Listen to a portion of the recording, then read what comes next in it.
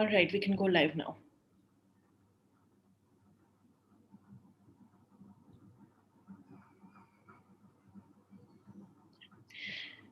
Hello, everybody. Welcome to another episode of Data Dialogues. Our guest today is Roshan Kishore.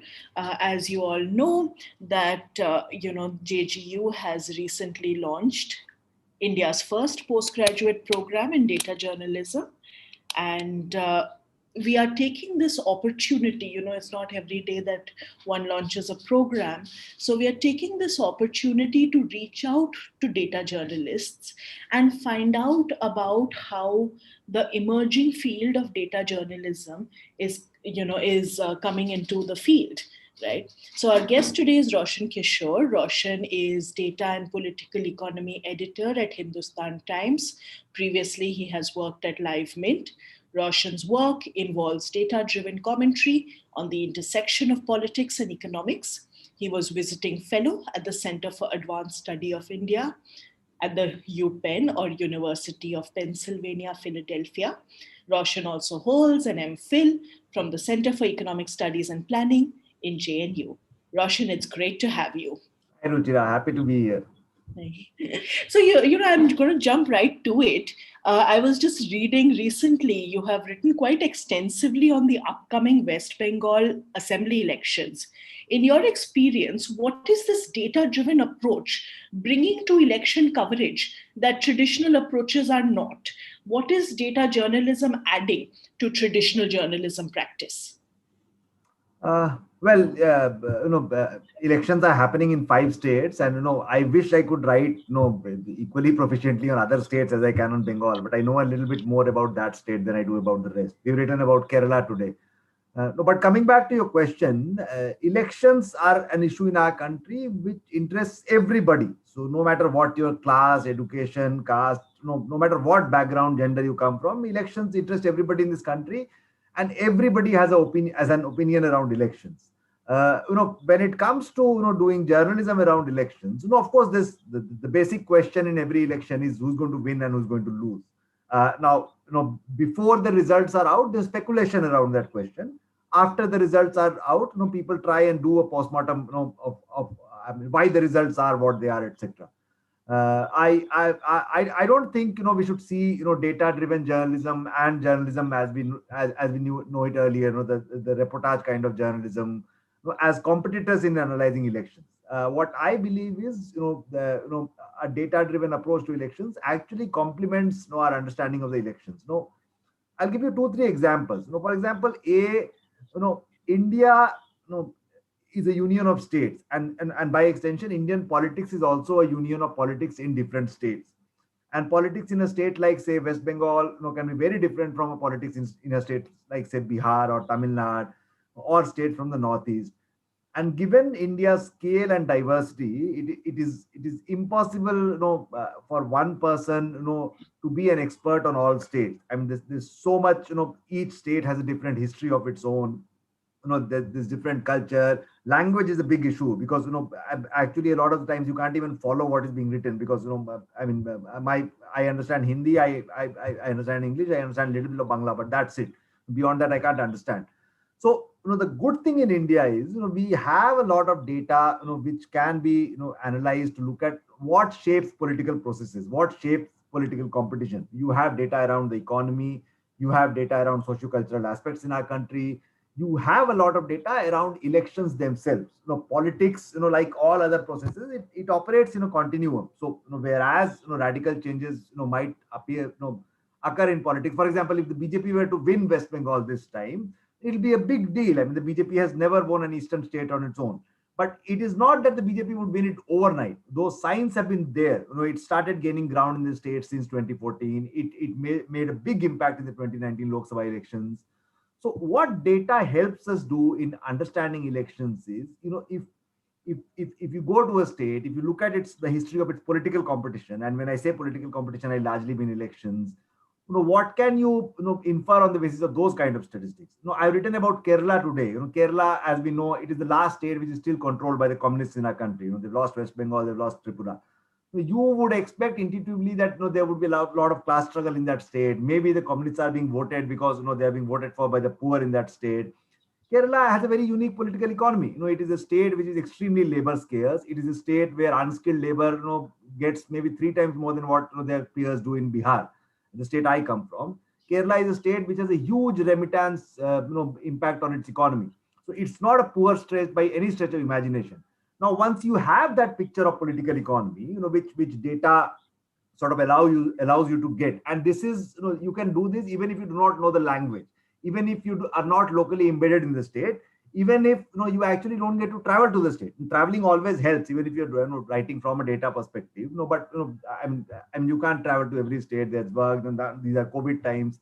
So data that way definitely helps you take a more uniformed view of things. Is what I believe, and it is far more important today because we live in times which are extremely polarized. The moment you say the BJP might have an edge in West Bengal, people will say, oh, you become pro BJP, you are pro RSS. The moment you say Mamta actually stands a better chance, they'll say, no, no, no, you are anti Modi, which is why you're saying this. That is true for a lot of people, and I think people have a right to express their opinions and form their opinions. But if you're doing journalism, I think it is the burden is on you as a journalist to be objective. Their data is of immense value, is what I believe. That's very interesting because, one of the things that we keep, one of the pitfalls that I keep coming across when I'm teaching data journalism is that my students are always asking me, ma'am, is data really objective? Because after all, there are different interpretations you can take. The other day, I was looking at one of the centrally sponsored schemes, the National Initiative for Girl Children to Succeed in Secondary Education. And I found that the government actually promised 110 crore in last year's budget. Of that, they spent 1 crore. Now, my interpretation of this is that this is a rank failure of the government. And I presented it to my students with that view. To which, of course, one of my students says that, ma'am, you have a bit of a bias against the government in this. Because the way I look at it is that, government just started this scheme. Perhaps, because of COVID times, they could not carry out the spendings they had promised. So you have to be a little bit more gentle on the government, according to my student. So, I think our different biases and our different ways of looking at the world makes us look at data differently, don't you think? Oh, that will always be the case, and I know I don't see a problem with it. For example, let's take stock markets. Stock markets in India are booming today. A lot of people interpret the same data as sign of optimism in the economy. Investors are being bullish on the economy. If I look at the stock market, I also look at what is called the price to earnings multiple ratio, which basically tells you how overvalued a stock is. Now that ratio is also at an all-time high. So if I look at that data, I would actually say that there's probably I'm this bullish run has more exuberance than optimism to it. And I don't see any harm in people actually having different interpretations over data, as long as I mean you are putting out everything you're saying transparently. For example, I'm to come back to elections. A lot of opinion polls come around elections. Whether they go right or wrong is not the question. I mean, it is after all a projection. Projections can go right or wrong. I mean, the RBI makes projections about inflation. A lot of rating agencies make projections about growth rates. So they go right, wrong. That's not the problem. The problem with most of the opinion poll data in India which we get is these agencies do not come clear on the methodology they employ. They do not put out in the public domain for researchers their unit level statistics which they collect. I think CSDS Lokniti is the only honorable exception to this. So if you were to ask me what do you make of these opinion polls and projections, I would say I can't say, because unless you put out everything transparently, I mean, how do you expect me to react? I mean, the reason economists in India work with the NSSO data sets is that ultimately NSSO puts out entire unit level data in detail. So no matter what your quote unquote interpretation of the data is, you can always go back and and check that data and see whether your interpretations hold or the other person's interpretations hold. We have had a very rich, diverse debate on poverty statistics in this country. Our teachers, people like Angus Deaton, Jean Drey. I mean, most eminent economists in this country have participated in that debate. I think that is what happens when you have quality data. I mean, sometimes, unfortunately, we don't even have quality data. So I'm happy to have a difference of opinion about interpreting data, which is actually transparently put out in public. Great. So that leads right to my next question. So, I see that you have that you're okay with differences in reporting with data as long as the data is visible and transparent. However, what are the pitfalls to avoid when one is reporting with data? In our program, we're planning to teach a course on ethics while reporting with data. How do you find data that is credible? And of course, what are your favorite data sources, especially of election data? Uh, well, the biggest pitfall, Ruchira, I think, I mean, to avoid while you're doing data journalism, especially, I think is the same as doing journalism of any kind. You have to know the subject you're writing on. I mean, if you were to tell me tomorrow, and my editor always sort of finds fault for me for this, that you write on only economy and politics, you should also write on cricket. I mean, the data is out there on ESPN Cricket Info, but I know nothing about cricket. So no, so even if I were to run a couple of graphs and and do even fancy regressions, if I do not know about the subject, I cannot write well. I mean, that is I think the basic thumb rule of doing any kind of journalism, also data journalism. So if you're writing about politics, you're writing about economy, you're writing about anything else, you have to know the subject. The fact that you know banking and finance, or yeah, I mean, you do corporate finance, doesn't mean one fine day you decide to write about, I mean, say gender budget. You can't do that. You have to know the subject first. Coming to data sources, I mean, India, we were actually, among the very few third world countries, even though we couldn't reach very high income levels, etc., there was a lot of integrity to our official statistics. Our NSSO surveys, the quality of our GDP statistics. India was, a very unique outlier, and for good, among its third world peers, etc. uh, and because that data was collected and the government started putting it out in the public domain from very early on, we've had a very rich tradition of analyzing data in our country. That unfortunately, is actually, I would not say it's completely undermined, but we are headed towards, that direction. The trajectory is very worrying. I mean, some data has not been released, transparently. Some data, once it was leaked to the media or the consumption survey, because the findings were adverse to the government, the entire survey was junk, whereas it was approved by the body which is supposed to be approving such statistics, etc. We now have a situation where we do not have a lot of good official data on very important economic indicators in the economy. This also means you will have to rely on private data sources. For example, especially when the pandemic came. Now your official consumption data will come once in 5 years, provided the government even publishes that. We don't have official data, consumption data, for more than a decade now. But during the pandemic, you were interested in what was happening on a monthly basis, what was happening on a weekly basis. So rating agency, there's this agency called Nomura. They started putting out something called NIBRI, which is the Business Resumption Index. Every rating house, stock breaking firm in this country has started putting out data of their own. Thanks to technology, we have mobility indices. So you have the Apple Mobility Index, you have the Google Mobility Index. So there's a lot more information out in the public realm today than there was, say, even 5 years ago. I mean, 10 years ago, people could not have imagined that we will be dealing with such public information. Big data, our access to technology, smartphones, we leave a lot of digital footprint. That data is also being generated. People do stories around how people picked up cycling by analyzing fitness apps and that sort of stuff. So I think, you should be a sport when it comes to engaging with data sources which are emerging. I mean, you can't take an approach that I'll only deal with Sarkari data, and so I'll write my story once in 5 years. I mean, it doesn't work that way in a newspaper. So you have to deal with those data points, statistics. But you have to be clear in your head, as to what are the limitations of those kind of data. So, for example, the January index of industrial production numbers came yesterday. I mean, they show a 1.6% contraction. Whereas if you look at PMI manufacturing, which is a very frequently cited source of economic activity, for manufacturing and services, PMI manufacturing was quite high in January. So you got to acknowledge that sometimes these high frequency indicators could be misleading. Now, I'm not saying that you should always reduce so many percentage points or index points from the PMI data. The question is, you have to A, understand the subject you're talking about.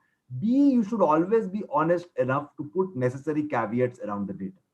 So if you are, and most of the times those caveats are there in the original data sources. So if you have quarterly GDP statistics, then you should know for a fact that they do not capture informal sector activity in our country. even if you have the annual GDP statistics, I interviewed Professor Esther Duflo once immediately after demonetization, and she told me that we would never know the real impact of demonetization in our country because you see, your GDP estimation exercise is not a census exercise. You don't go to every household and count. It's an estimation exercise. So all estimation exercises have their own limitations. So I think it is very important that you put out that caveat every time you're using that data. And like I said, as far as favorite data sources are concerned, I think we deal with a set of statistics. So I mean, it's not like you're buying clothes and you have a choice that I'll buy this or that. So no, in my case, more is better. The more data I get, the better it is for me because it helps me get a wider picture. But I think if you're choosing a data source, I mean, the biggest criteria has to be A, whether the entire data set is in the public domain, and B, I would ideally choose a data set which has had engagement beyond journalists. So if I'm looking at an private economic estimate, I would be happy if a couple of academics have worked on it, and because in my daily job where I have to write a story every day or twice, or once in 2 days, I do not have the time to build, and neither the skill set to have that kind of an academic engagement with data. I think it is useful if people who are better experts than me have done that. That gives me a bigger picture, a better picture is what I'd say. You know, what you're saying is so interesting to the Jindal School of Journalism and Communication, because in our pedagogy, we really emphasize learning the social sciences and the liberal arts. So we train students in journalism, but we also train them in history, politics, economics to do exactly what you're saying, which is to develop some sort of domain knowledge when you go out there as a journalist. And, I have the same problem that you have. I write only on gender, and now this is becoming a problem because all my students are also only writing on gender. Now that cannot necessarily be a bad thing, I agree, from a feminist standpoint. But I guess one has to work with one's interests in that sense. I think I'm wondering if there's a generational issue here, because when Phil Meyer, who is one of the founders of the idea of data journalism, when he wrote on his book Precision Journalism. When was this written?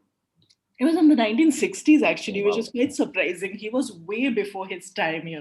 Data journalism kicks up in the 2012s, Yeah. then starts running into issues in 2016-17 when Edward Snowden highlights the NSA issues.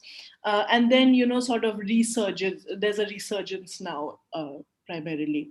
So Phil Meyer, way before his time, writes Precision Journalism. And for him, he wanted to call his book The Applications of Social Science to Journalism. And he ran into a very serious problem with other big people in the field, because they felt that journalists have to be innocent. They should not have too much domain knowledge, which causes them to lose their fresh perspective. So do you think there's a generation gap between how we see the role of journalists and the interaction between journalism and the social sciences? Well, it's a very interesting question, Rujira. Thank you for asking it. And because I'm one of the practitioners of journalism, maybe my question has a bias to it. But this is how I see it. Look at the United States, for example. Some of their biggest economists, I'm from Joseph Stiglitz to Paul Krugman, all these people, they are actually newspaper columnists. I mean, most of them have their regular columns in newspapers. I mean, some of our teachers in JNU, Professor Jyoti Ghosh, C.P. Chandrasekhar, they've been very frequent newspaper columnists. So the question, I mean, should journalists, venture beyond their brief is, I guess, what you're trying to ask. At the end of the day, you're a journalist. What do you know? Uh, you know that this point of view could have gotten away without criticism, say 30 years ago. And then there was a very clear divide. If you were living in a small town in I mean in India, then you'd probably get a couple of magazines and so and newspaper. You would be more interested in local news. You were more interested in maybe what your next career opportunity is going to be, etc., etc., etc.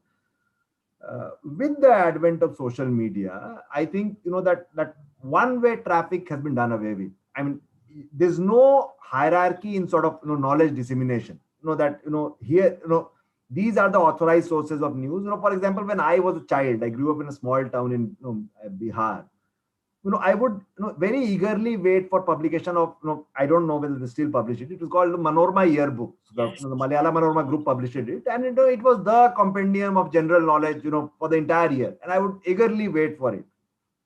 And if it was written in the Manorama Yearbook, it had to be right. I mean, there's no question about it.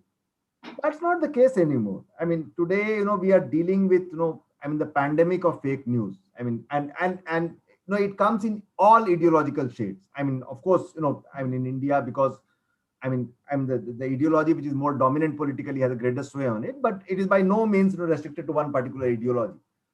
So if, you're dealing with a position where knowledge and, views dissemination has been completely democratized, thanks to social media, you have WhatsApp and Facebook and all that, then can we afford to have a system where only a small coterie of academics, and I do not mean this in a disrespectful way, I think academics are very important in our society, but are they enough to deal with this kind of a menace?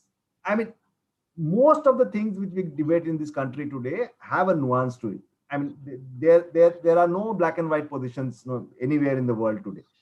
So I actually think that journalism needs to offer that nuance to people.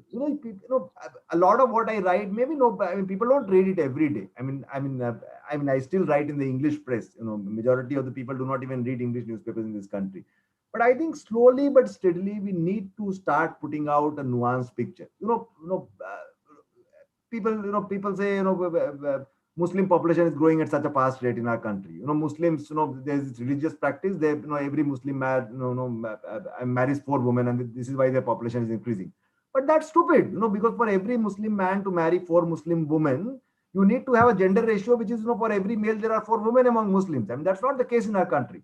So if you use data, I mean, you can, pin this argument like right at the beginning. Whereas, if you want to have an ideological debate, we can keep having it like throughout the night, and I mean, both of us can at the end of it agree to disagree about it. So I think, given the times we live in, and the kind of, polarization our society is headed towards, we need more nuance in journalism. And the only way to build nuance for journalists is to go beyond their daily brief. That, I will not stop at press releases. I will not cover day-to-day events. I will work hard in my beat. I need to get more nuanced pictures. And this is where journalists, I think, are better than academics. A good journalist, knows how to, uh, convey the same nuanced argument in a very layperson friendly language. Exactly. If you give jargon, nobody's going to read it. Your editor is not going to publish it. So this is where journalists are actually more useful than academics. You can have a very nuanced, sophisticated argument, but unless you can convey it to, because you can't say, I'll teach information asymmetry and you have to read Stiglitz's paper for that. I mean, then common people are going to say, no, we are not interested. Thank you very much. So you have to learn how to convey that information asymmetry argument in a newspaper article. I mean, it won't be very simple, but at least anybody who follows formal logic should be able to understand it is a challenge. There, I think journalists have a lot of hard work to do, and I think, and we will be left with no choice. Slowly but steadily, everybody will have to start doing it. Yes, I'm smiling, but I agree. Actually, I actually agree with you. Of course, I'm an academic myself, working in a journalism department. But part of what motivates me is what you're saying, which is that journalists are in fact more important than academics in that respect. And when we teach our students, we also try to tell them that if you're doing data journalism, you're not writing an academic piece. You don't have to say figure 1 below shows that and this regression shows that. You have to write it in a layperson friendly way, particularly. So I absolutely agree with you in that way. In India, we have a missing data problem, which you also highlighted. The Minister of Labour and Employment, of course, famously declared that his ministry has no data on migrant workers who have lost their livelihoods and, for some, their lives during the COVID-19 lockdown. How do we report on the biggest humanitarian crisis in recent history when we have no data to work with? Uh, Data collection and data dissemination, Ruchira, is not ever, politics. I mean, there's a politics to data collection also. I mean, like politics determines everything in the world, it affects data collection also. In this particular case, I think, what the honorable minister said is a half truth. I mean, They might not have data, pinpointing every person who say migrates from Saharsa in Bihar to Surat in Gujarat or something. But they had a good enough idea of who the migrants were, how many of them were there, and where they were coming from. If you remember, I think when Arvind Subramaniam was the chief economic advisor of the government, they actually published a huge chapter in the economic survey. This partly borrowed from Chinmay Tumbe's work on migration. They actually got the Ministry of Railways to share data with them, and they exactly pinpointed railway stations, which are the main migrant carrier routes in India. I mean, so Gaya in Bihar is a migrant exporting railway station, and this is where these people go. So the government has the information, and one of the reasons I find the decision to impose that lockdown particularly cruel is because this same government actually published those estimates in an economic survey, which is the Ministry of Finance's flagship publication, and they actually said that the number of migrants in our country is way more than what the regular census numbers capture. So that's one. I think as journalists, it is also our job to keep raising questions about data which we do not have. For example, the Ministry of Finance chose to do it by looking at railways data. And there's another way to look at it. I wrote about it in an old piece, a couple of months ago. Most of these migrants who actually go out to work, they send money back home. 20 years ago, maybe they would send a money order, or maybe some known acquaintance would travel back and give that money. Now all of them do UPI transfers, or there are what we call these banking correspondents in our country. All of that, financial, those digital financial transactions, leave behind them a digital footprint. So if the government really wanted, if it could get the RBI on board, and I do not see any reason why the RBI would not be on board, you would get a first-class financial remittance transfers, your intra-country remittance transfer heat map in a country. So the government collects data. I mean, the government I put out an Arogya Setu app in no time when COVID started. So it had a lot of data on mobility of people who were infected, not infected, and other kinds of things. There's a whole lot of other issues which people are saying that this government has actually always been interested in collecting more and more and more data. Your LPG subsidy was linked to your Aadhaar account. The question is what kind of the data the government wants, what kind of data the government doesn't want. And I know you can have different viewpoints on it, but there's a clear politics to it. So if you want all data on subsidies, you are interested in centralizing subsidies. Maybe you want to do it to reduce corruption, maybe you want to do it for political purposes, but the end objective is clear. So we should, as journalists, as academics, I think it is our responsibility to demand that if you're collecting that kind of data, you need to start collecting this kind of data also. And maybe you actually have it in your systems, you need to start putting it together and publishing it. So that way, whether it is this pandemic, whether it is India's regular economic challenges, I think it is very important that we demand that the right kind of data is actually collected and published also. That's very interesting what you're saying, and I'm getting so many ideas for future research projects, future stories that we can do. I mean, one way, of course, is to follow the money, as you're saying, and follow the approach that you've highlighted. Another possible way is to follow the railway tickets. So we can definitely do that, and it would be great for. You won't get that data. The railways won't give it to you. They'll only give it to the government. What if we file an RTI? I mean, you can try doing that, but this is not data which can be given on a few sheets of paper. This is a big data set. You can imagine like general tickets being sold at all stations in the country. My point is, if the government wants, it can publish that data. Yeah, for sure. That's right. And of course, it is our responsibility as civil society, as media, to demand that the government publishes this data. Absolutely. Okay. Sociologist Claudia von Weldhoff, of whom I'm a big fan, would say that women's work is a blind spot in political economy. And political economists since Adam Smith have actually failed to recognize women's work as work. Catherine Marcel published her book, Who Cooked Adam Smith's Dinner, right? So even today, the heads under which data is collected is always ignoring issues of gender and unpaid work, right? So how can data journalists correct for these blind spots, particularly those related to gender? How do we correct for these blind spots in political economy? There are two ways to answer this question. Our GDP estimates do not take into account, the fact that a lot of unpaid work which is done in households by women. Actually, if you were to monetize it, and in today's day and age, it's not very difficult. if you were to hire a domestic help to do the same kind of work, I mean, you can actually, clearly monetize, what it means. That's there. It extracts a direct economic cost on our economy. I'll give you a very simple thing. So, the labor force participation rate of women in India is very low compared to what men have. Uh, uh, if you were to compare, say, per capita income of India and China and per worker income of India and China, I mean, India's deficit vis-a-vis China is much smaller when it comes to per worker incomes rather than per capita income. So if we were able to put our women in the workforce, I mean, more women in the workforce, and women are in the workforce, and put them in activities which pay, then we would be very better off as a country. Yeah. That's one. So the question is, how do you go about it? So this is what I'm making. I mean, you can say it's subjective argument. I mean, women are free in our country and all that. So nobody's preventing women to go out and work, and women should be homemakers. Women voluntarily decide to sacrifice their career so that family and children do well. Blah blah blah. The question is, can we actually objectively measure this? Fortunately, we can. For example, if you look at the employment unemployment surveys of the NSSO, one of Professor Jayati Ghosh's students, she Shiny and Shiny Chakraborty. actually I'm wrote also for a us big when we fan did of the hers. series on data journalism series on work. They actually looked at the relevant quotes in the employment unemployment survey, and they said, this is what women are doing. So, if you were to include, all these activities as work, then women work more than men do. I mean, the LPFR actually increases, more than the male LPFR in our economy.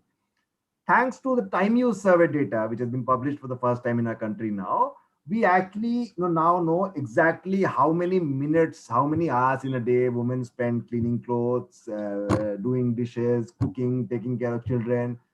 How much time on each of these activities is actually devoted by men. So, we actually decided to do, Abhishek Jha, who's a colleague of mine, who he actually wonderfully did this entire unit level data analysis. We our editors decided that we'll put out a center spread on the weekend. So the weekend center spread is supposed to be a fun read. It's not your nerdy usual social scientist kind of a rant.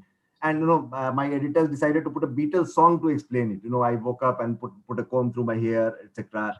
So I think you actually have at least we are not as blind about these questions as we were say 10 years ago. Time use data has been a great game changer that way. So you can at least make now informed agreements, and you can pin down people who refuse to engage with these realities. And whether it changes, it does not changes is the largest social question. And I think now I think there's a clear class divide to it. So when it comes to better paying jobs, I don't think labor force participation for women is going down. But in villages, it has definitely gone down. We probably need some more data to clearly understand what is happening. Whether it is distress, whether it is something else, etc. But I think we have reasonably reasonable empirical ground to start raising those kind of questions, because once you put out that chart in a newspaper or an academic article that an average woman spends 3 hours in a day doing household work and taking care of children, whereas an average man actually spends only 20 minutes, and it doesn't make a difference, much of a difference to the woman's case whether she's working or not working, then people understand. They relate their anecdotal accounts and evidences to the empirical evidence you are presenting. I think I see things improving here. But of course, you have to be able. You have to first be aware of these things. When I say aware, no, I actually mean sensitive. You have to have that sensitivity as a social scientist journalist to actually engage with these entrenched realities. I'll give you a very different example. There are huge farmer protests going on in our country. The government says that we actually give MSPs, which are which offer a 50% margin over cost of production. Now, the cost of production which the government takes into account to calculate those markups is something called A2 plus FN. It basically takes into account all your bought inputs and your labor cost, your family labor cost. What the farmers want is a 50% return over C2. So I'm not getting into the value judgment of who is right, the government or the farmers. But how is C2 different from A2 plus FN? The basic difference is C2 includes the opportunity cost of your land. So if I am a farmer and I were to decide that farming has become an unviable exercise, and therefore I'm going to rent out my land to say another farmer, or I'm actually going to get rid of it, and sell it and do something else with the money which I get from the sale. I think I'm making a reasonable argument that my return should actually take into account what economists like to call the imputed cost of that thing. if we are not taking into account that imputed cost, then I'm actually, engaged in an economically unviable exercise. What Marx called the social reproduction cost of capital. Yeah, So, I mean, a capitalist can be extremely cruel, but if you don't pay the worker enough to survive, then clearly you are digging your own grave. In exactly. agriculture, I think we are doing that somewhere, because a lot of farmers in our country actually cultivate, do agriculture despite being unviable. So they are punishing themselves to make sure that the country has food security. Slowly but steadily, I think we also need to start appreciating this. And I mean, I mean to Build return. policy so that farming becomes viable and Yeah, we yeah. improve our food security. These are very deep philosophical issues which political economists like Adam Smith have dealt with. I Yeah. think essentially you need to start going back to the basic concepts of classical political economy when you're dealing with these questions. Okay, Roshan, my feed is blowing up. It seems that we are having such an interesting conversation that there are lots of questions. There's a question here from our colleague Ishan Mukherjee. He says James Mill never traveled to India for writing his 3 volumes of History of British India because he thought that to be objective. One should not know too much about the subject. Then he says to say that you need to know less to be more objective through data seems like an old imperialist argument. Would you like to comment? uh, uh, uh, you know, I think we've moved considerably ahead of James Mill's times. And the basic challenge with journalists, academics, a lot of policymakers actually face today is something called conflict of interest. The newspaper I earlier used to work for, Mint, it actually was the first newspaper in India, a business newspaper in India, to have a clearly defined code of conduct for journalists. So if you were, say, covering automobiles, you could not trade in stocks, which were, auto stocks. I think the same criteria, because you're basically handling out market moving information, and you have a vested interest in that. The basic criteria for a journalist and academics, I think when you write peer reviewed papers, there's actually now a mandatory disclosure on what are your sources of funding and whether there's any conflict involved. I think that should be the guiding principle for journalists also. You know, so so I was in JNU. I was a left student activist. I used to be associated with this organization called the Students Federation of India, which was associated with the CPIM. It is because of that association that I know a lot about West Bengal politics and left politics in this country. It doesn't mean I should not write on it. No, as long as I'm convinced, and no, I have no present dealings or conflict of interest, with the left or West Bengal or whatever. I don't think it is a problem. It is acquired wisdom which I use, perfectly well. So the basic question is, whether you have a personal conflict of interest, and it is even more necessary that your institution actually puts in place these kind of mechanisms. That even if you have a conflict of interest, so I would never write something on, when protests erupt in JNU normally. I would not report it because I might have a conflict of interest. So I think whether you're doing data journalism or something else, it helps to know more. But I think it is necessary and it is important that you do not have a conflict of interest as a journalist. That should be the main guiding principle. Is what I think. That's very interesting and leads to a lot of ethical issues.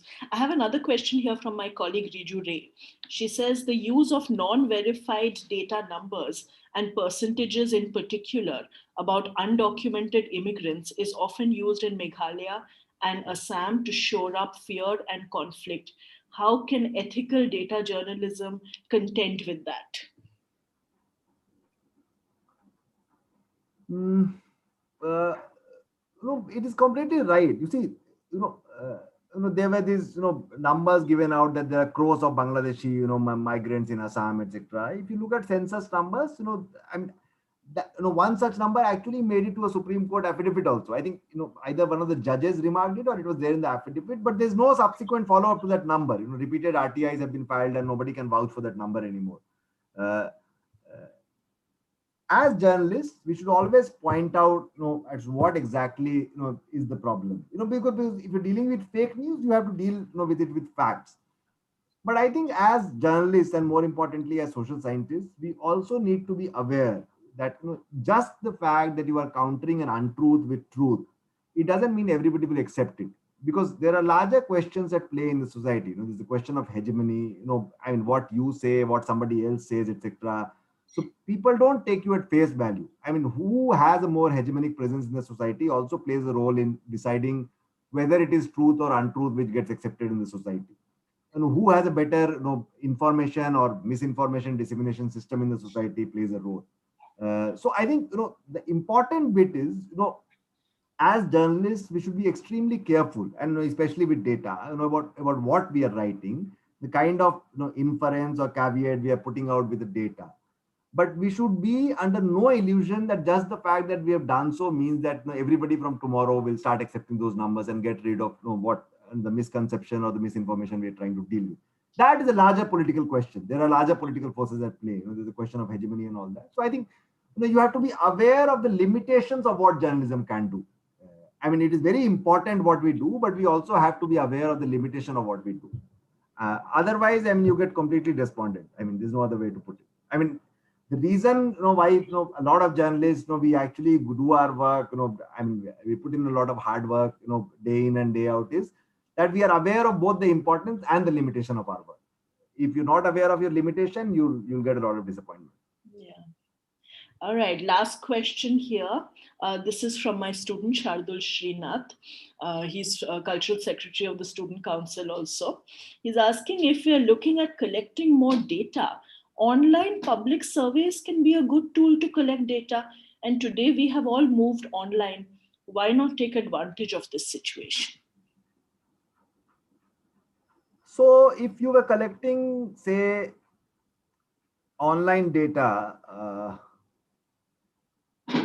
on what do you think of the siege? I know I'm making a slightly classist argument here, but pardon me for that. What do you think of, say, what do people in India think of, the Biden versus Trump divide? Or would Bernie Sanders have been a better candidate than Joe Biden, for the Democrats in the United States? I would say, you will still not be very off the mark, because there's a certain class of people who are aware about, who are interested in having an opinion about politics in the United States, and that is a privileged class. If you want to collect data from an online survey about whether the government should start the practice of one nation, one ration card, if you want to collect data through an online survey about whether the government should be giving ragi through the PDS in Karnataka, or it should be giving rice, I would be extremely cautious about that. Yeah. The class of people you are talking about here, they are not the privileged lot in our society. They do not spend their time on the internet. I mean, they use the internet for a variety of other reasons, but I don't think they actually use the internet for opinion mobilization that way. They might not be very comfortable with it. So the larger question to come back to, whether you are doing an online survey or an offline survey, whether it is a physical survey or a correspondent driven survey, the basic question is, how good is your sample? There are questions of sample size, and there are questions of a sample being representative of the population you are looking at. I mean, these are basic concepts in sampling theory and statistics. I think the same concepts apply to whether you want to do an online survey also or not. So when we were growing up, when we were in school, etc., newspapers, English newspapers, Hindi newspapers, all of them used to carry that online poll on their page one. This is what the nation wants to know.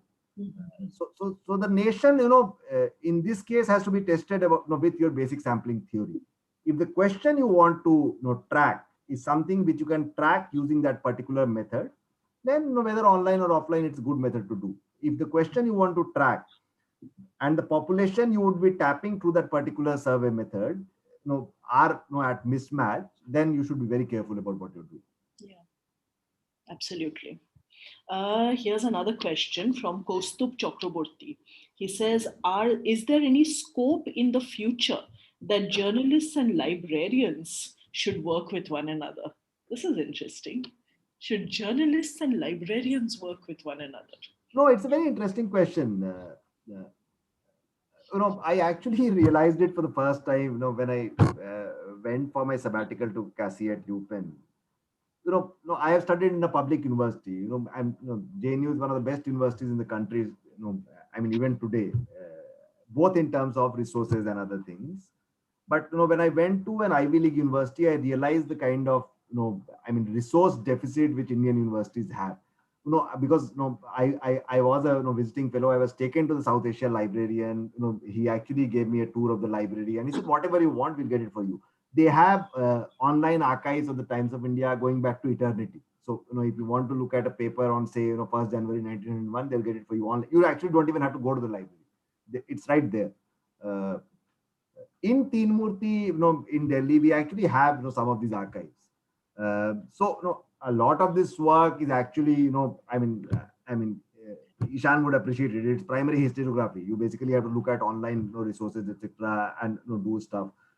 But I think once in a while, maybe you would do it 4 or 5 times in your career. But if you're doing an interesting journalistic story, it always helps if you can go back to those primary sources, and it will be of immense value if actually you knew a good librarian like that. So I think it's a very far-sighted question, but it's a very interesting question nevertheless. I mean, the usual workaround people, journalists like me do is we actually tap into academics rather than librarians, because those are the people we know.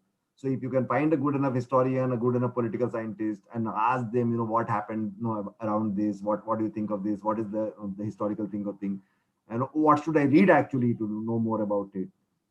But yes, I think the larger spirit behind the question is very important. We need to be willing to engage with more original sources, which is what librarians can give us. Exactly.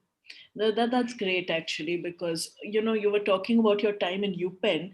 I went to Penn Museum. Their undergraduate students do archaeology projects in Egypt, in the necropolises. So that's absolutely amazing. I wanted to ask you a quick puff piece kind of question. Tell us a little bit about yourself.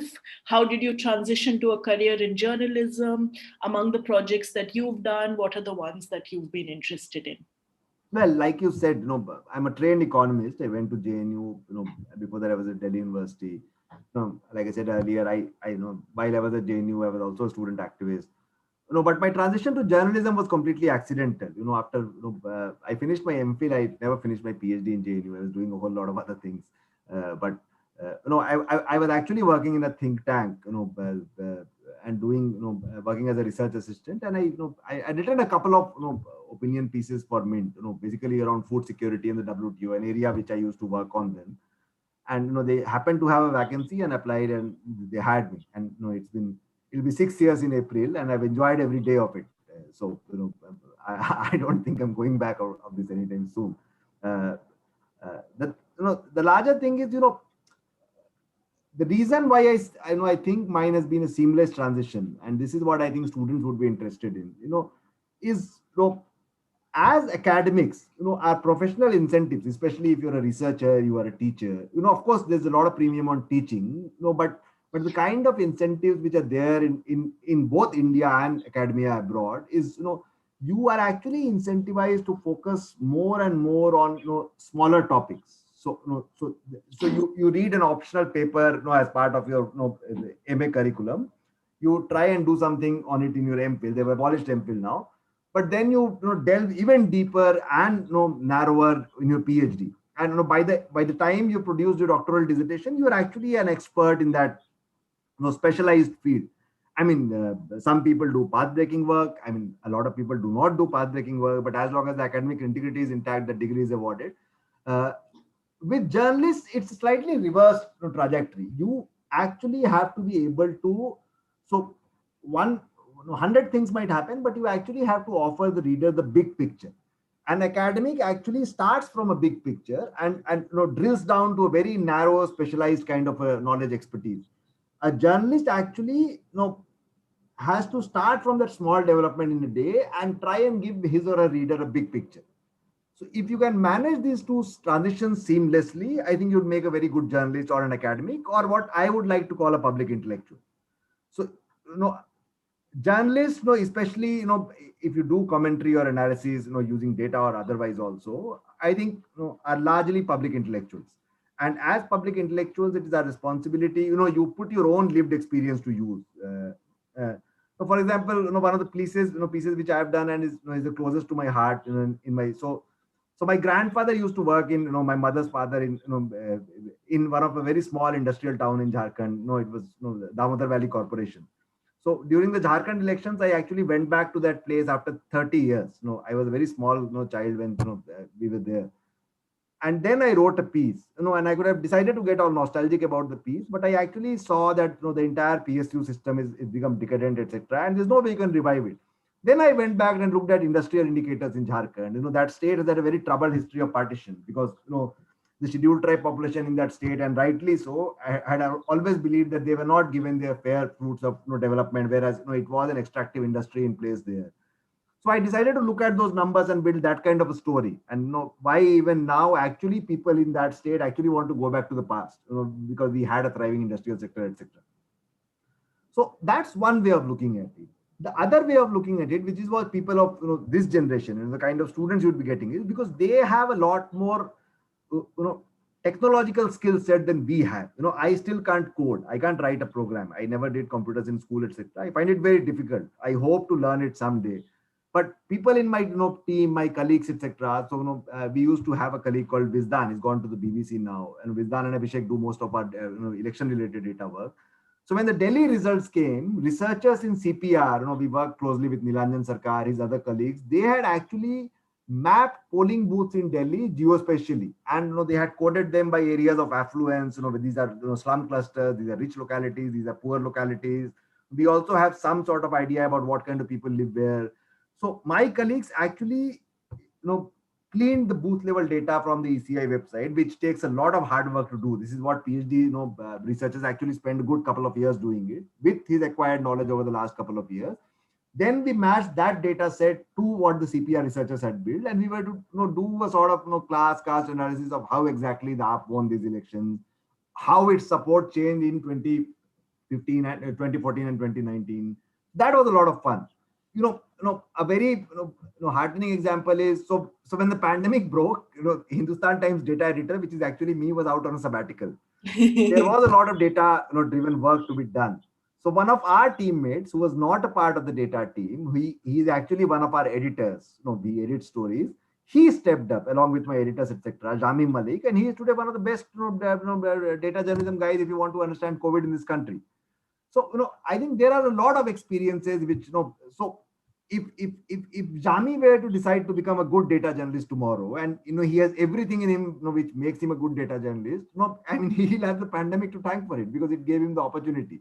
So I think a lot of historical accidents in our own lives, our own lived experiences, etc., shape us in the kind of work we decide to do, and especially if you're engaging with the public, if we want to evolve as public intellectuals. Well, you have basically preempted my next question, which is, the questions that my students and all students have interacted with, in the process of trying to spread awareness about data journalism. Lately, I've been interacting with a lot of young students in DU as well, and they all ask the same thing, which is, how do I go about learning these skills? How do I understand how to think critically about data? What should I read? What should I learn? So, so this is a typical student kind of question. Give me the readings and I read them and we'll talk. Yeah. So, I can understand where students are coming from. You know,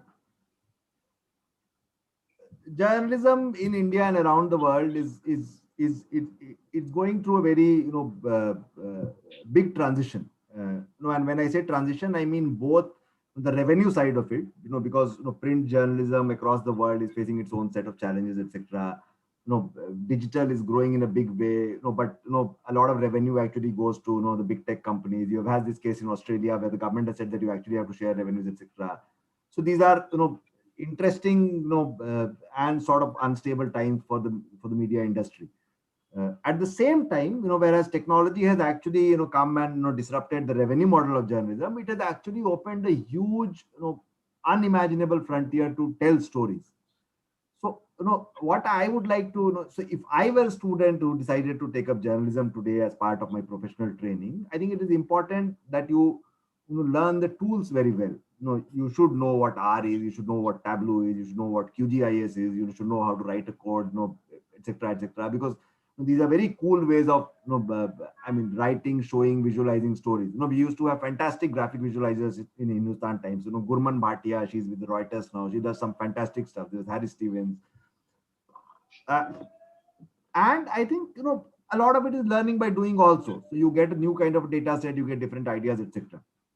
So that will keep happening. And like technology, maybe it will change even faster, 10 years from now than it is changing today. So all of us will have to keep updating our skills. That's there. And this is a lot of hard work. It is much easier, done said than done. You have to know these tools, etc.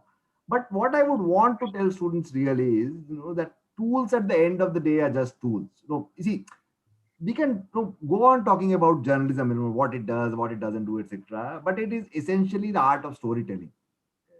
I mean, the reader, and this is more so in today's times. When my parents read the newspaper, it was their only. There was the newspaper had no competition. In the morning, there was nothing else to compete for with the newspaper. Today, when you're reading a journalism story on your phone or mobile or wherever, there are 1,000 things which are demanding your distraction. So I mean, your students will listen to you because you are going to be grading them. Once you become a journalist, I mean, my reader is under no obligation to listen to what I'm saying or read what I'm writing. I mean, because there's no quid pro quo involved here. It is actually I who want them to read it. So we have to find more interesting ways of telling a story. And I think there, it is ultimately, the writer's imagination. Whether you write, fiction or non-fiction, a good writer has to have a lot of imagination. You have to have a certain way of looking at the world. And because you're working in an industry which is extremely competitive, you actually have to have a way which other people do not have. So you have to carve your own space. So this is, like any other artist. I mean, you have to know the first principles and then you evolve. But I think the basic thing, and it is a profession where you actually need to keep working every day. It's not that crack IIT and then get a job and you're sorted. No, and journalism doesn't work that. Even the engineers don't work like that. I'm being unfair to them. But I think know the basic skill set, know the fundamentals of what writing, how to write a good story, how to edit a good story, how to make a good chart. Those are the basics. But then you have to be able to pick out your own niche spaces. That okay, I'll write about political economy. No, I will write about sports. I'm going to be writing only about climate change. I'm going to be writing about pandemic. After the pandemic, I'm going to be writing about the health systems in our country. So you actually have to be domain experts. I mean, there is no other way. I mean, if you're really super bright, you can be a domain expert on everything. I mean, that's impossible, but you can actually be a domain expert on 10 things. But you have to be domain experts. And for that, I think there's no shortcut to reading more and more and more. I think, ultimately, it's not that you didn't want to read, so you ended up becoming a journalist. I think the key to surviving as a journalist is you should read at least 50 times, if not more, of what you write. I mean, that is what makes a good journalist. I'm sorry if I really spoiled your students' mood with this question. But that's exactly what happened. I think one of my most interested student comes up to me one day and says, "Look, ma'am, I love your class because you're teaching me stats and you're teaching me maths. So you know what? I don't want to read so much. I just want to work with data. Make it possible." I said, "Boss, go read." Yeah, I mean, there's no shortcut to it. There never is. Yeah. Hemant Kumar wants to ask you, which books do you read these days? Roshan's a big reader, Hemant, but go ahead. No, like I said, because right now I'm writing about elections. You see, my way of looking at state elections in India is, the state I'm reporting on, I at least try and read a couple of books because I don't have a background. No, I'm formally trained in economics. I mean, I don't know anything about history, sociology, political science in this country. I have come to terms with the fact that I will never be able to write beautiful English like a lot of other people do. I mean, English is a language I only picked up on when I entered college. But the least I can do is at least know more about the subject I'm writing about. So, I'm reading a book about Assam right now. I hope to read a book about Kerala right now. No, at least till 2nd May, which is when the results will come. I need to add as much to my knowledge base as possible about these states. I mean, I have to do this. I mean, there's no other way. Hey, but you read a lot of fiction also. You No, read. no, no, no. Oh, not Given anymore. up on fiction. You've given that up. Yeah, I can only read fiction when I'm not working, which unfortunately hasn't happened for a long time. Ah. Thank you so much, Roshan. This has been great. It's been great fun to hear from you. Great fun to talk to you. I'm sure many of our students who've been following this have had a pretty great time, and they will. I wouldn't be surprised if I have to email you and ask you questions. Sure, sure. When Yeah. that I comes. hope your students liked it, Ruji, right? It was a lot of fun. Thank you so much for Thank having me. you so much for doing this. Okay, I'm gonna let you go. Okay. All right. Bye. Have a nice day. Okay, bye bye. Have a nice day. Thank you for coming.